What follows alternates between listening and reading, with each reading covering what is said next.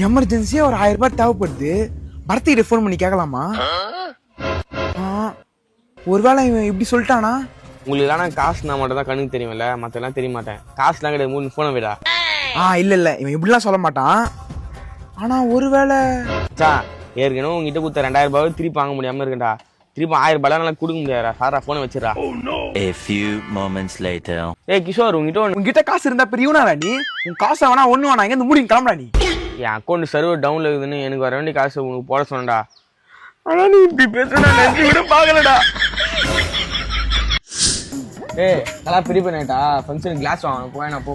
Class இந்த கடைக்காரக்கா கிட்ட நம்ம அம்மா பத்மால வீட்ல இருக்காங்களா? தம்பி நீ சாந்தி விட்டு பையன் தானே, எதுக்கு உனக்கு கிளாஸ்?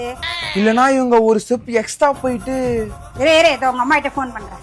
இதுல நாளைக்கு ஃபங்க்ஷன் இருக்குது, மறக்காம வந்துருப்பா. இல்ல நீ பேசுறது புரியாது, நீ போய்